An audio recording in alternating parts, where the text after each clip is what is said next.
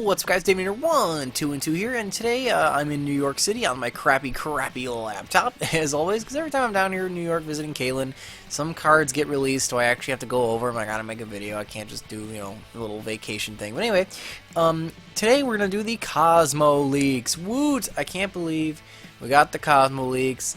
I'm looking forward to these. We did get one of the kaiju cards as well, but I'm going to do that as a separate video once we get the other kaijus. Anyway, let's get started. The first one we're going over is Cosmo Walker, because it's probably the least impressive one. Basically, it's a level 6 dark machine, so too bad it's not a 5. Lame. But it says if one or more of your Cosmo cards would be destroyed by battle or a card effect, so okay, cool, you can destroy a different Cosmo card you control instead. Okay, so if your opponent throws Regeki at you or tries to slam over your tin can, you can just say, nah, you're gonna pop Cosmo Town instead, and then you get a search, I guess. So that's kind of cool. And then like every other ship, when it dies, you can summon one from the deck that is a level lower than it. So a 5 in this case. So that's okay. Like I said, we got Kaiju X-Files. I'm going to go over this guy in the next video when I do the Kaiju leaks, but we might as well do Cattle Calling as well because it's here. Interesting card. Basically, it's it's kind of like Metamorphosis for Beast, Beast Warrior, or Wing Beast. This is send one monster you control whose original type is Beast, Beast Warrior, or Wing Beast, and then special summon one monster with the original type from your extra deck, but it cannot attack. Its effects are negated, and it is destroyed during the end phase. You can only activate one Cattle Calling per turn. It is quick play, so this is a really, really neat little card. I haven't thought about it much because I've been mulling over the Cosmo cards in my head, but it doesn't appear that it matters what you summon. So you could summon a Synchro or a XYZ as well as a Fusion, I suppose, or maybe a Pendulum if there was one in your extra deck. I don't know. So there might be some fun, stupid combos you can do with this thing. I'm going to look into it a little bit later. Probably do its own video once I playtest it and see if there's anything interesting with it, because I feel like, maybe some Synchro tuners or something can be accessed with this, so that's kind of cool. And the Cosmo card that we actually want to talk about now, Cosmorning. Really cool artwork. It's actually the artwork they threw up here. It looks like Wicked Witch, or Good Witch and Farm Girl killed one of the new cards, and she's like, oh, it's my mom, no! So it's kind of cool. It's got really cool artwork. It's a continuous trap. It says monsters destroyed by battle, by Cosmo monsters you control are shuffled into the deck instead of being sent to the graveyard. You can banish this card from your graveyard this turn. The first time you would take battle damage from a battle involving a Cosmo monster, you can gain that much life points instead. Okay, well, the second effect's kind of lackluster. Oh, whoop-de-doo. If I was going to take battle damage, I'm going to gain life points instead. Okay. Okay, fine. I mean, Cosmos spend a lot of life points, so it's nice to have the option, and you're not going out of your way to probably put this in the graveyard, so if you have it there, it's nice, and you can get the effect, and it combos well with Walker. He can send it to the grave, so it can get its effect off if you really want to stop using this thing's battle effect, which is actually the effect that we care about.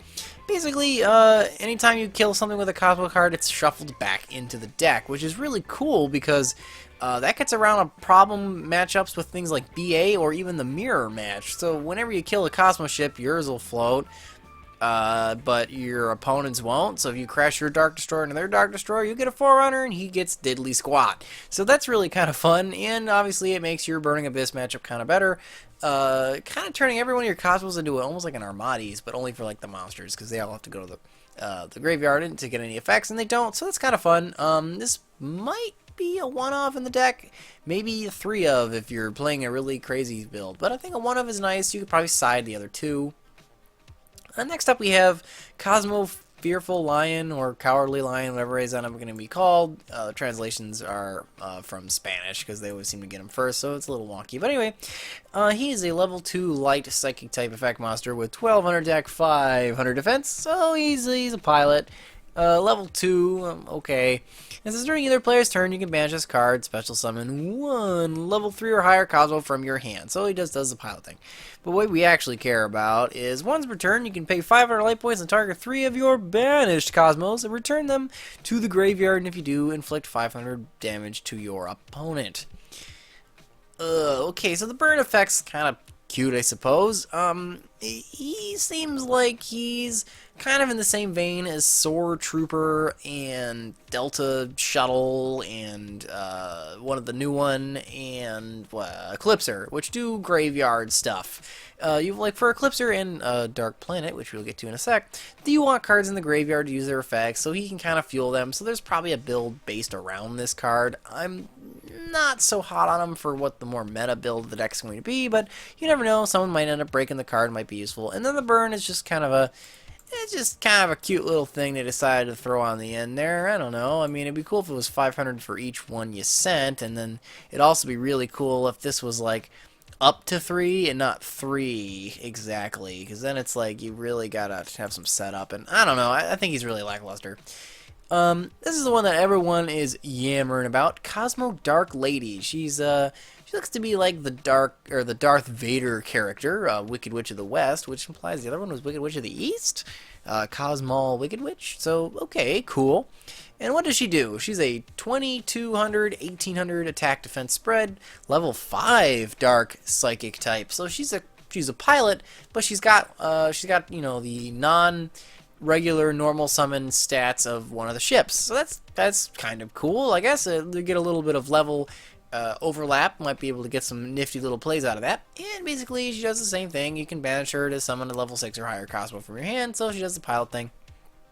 But what we really care about is, once per turn during either player's turn, it's a quick effect, when another monster's effect is activated, you can pay 1,000 life points to negate the activation. If you do, destroy that monster. She's a walking Solemn Strike.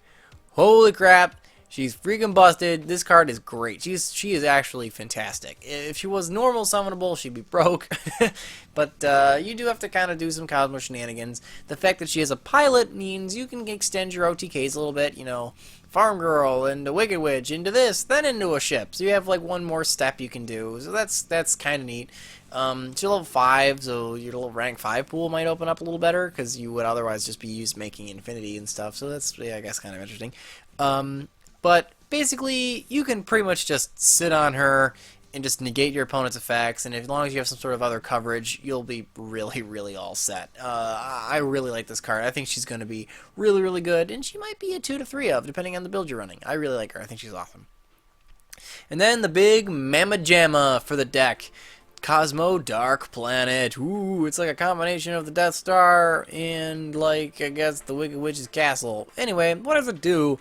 One of the strangest Cosmo cards we've gotten to date. It's a level 10 Dark Machine, so rank 10? Build, maybe? I don't know, it's a machine, so that's right. Train Cosmos. With attack and defense of both 4,000. It's absolutely huge. I mean, it is the Death Star. It destroys worlds. It should have world-destroying attack power at 4,000. Holy crap. But, basically, they made it impossible to summon. This cannot be normal summoned or set, so that's kind of pain in the butt. It says, must be special summon from your hand by banishing Cosmo monsters from your hand whose level equals 10 or more, and cannot be special summoned by other means. Boo! You can't use a ship to knock it out of your hand. You gotta summon it by its own effect. That's kind of lame. However, it says banish monsters from your hand who's level 10 or more. That the more is really forgiving. That means we don't have to add up to exactly 10, which means probably 2 ships will cover this, which is, you know, that's fair. 3 if you want to be cute with your lion here, I guess. And you can't have other ways, but the biggest thing is it can't be targeted because it's one of the big ships. That's cool. And at non-targeting, 4,000 attack power makes this thing really, really tough to get rid of. It's absolutely humongous. Then it says during either player's turn, when a spell card is activated, you can banish 1 Cosmo from your graveyard, negate the activation, and if you do, destroy that card. If this card is destroyed by battle or card effect sent to the graveyard, you can banish this card from your graveyard and add 1 level 9 or lower Cosmo from your deck to your hand. So it's got the Dark Eclipse or Search effect. It doesn't float, so that's kind of lame. But the spell negation effect, ooh, I like that. I really like that. That's really good. Like no one's playing traps really, so like Eclipser is great in theory, but in practice, you know, you almost never get to use them. But everyone's playing spells. Drop this thing against the pendulums, you're not going to be able to do nothing because it's really big and it can't make anything. They try to play their scales and you just negate them. So, like, yeah, this thing is really good. It's too bad it's a little hard to get on the field, and you might have to actually build the deck around this card just to play it. But it could be a fun Dark Planet Turbo deck. I really hope that's not what the deck turns into, but it would be kind of fun. It might be an interesting little build of the deck. And yeah, but anyway, guys, let me know in the comments below what you think of the new Cosmos. I would say we got 2 cool ones, 2 bad ones, and 1 interesting one. And like I said earlier, I will go over the Kaiju card in more detail when the other ones get revealed, and probably Cattle calling by himself in his own video. Anyway, guys, let me know in the comments below what you think, and remember, guys, if you don't throw the meta, who will? I'll see you guys next time.